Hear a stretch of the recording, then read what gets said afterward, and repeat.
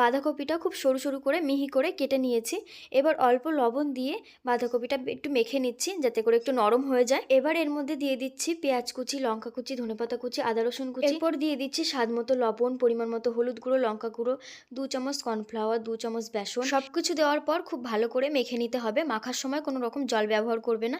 মাখতে মাখতে দেখবেন জল ছাড়বে বাঁধাকপি থেকে, খুব সুন্দর মাখা হয়ে যাবে। মাখার পর মাঞ্চুরিয়ানের মতন এরকম গোল গোল আকৃতি করে নিয়েছি। এবার কড়াইতে তেল দিয়ে মাঞ্চুরিয়ানগুলো দিয়ে ভেজে নিচ্ছি। এক সাইড ভাজা হয়ে গেছে, ঘুরিয়ে অপর সাইড দিয়ে দিচ্ছি।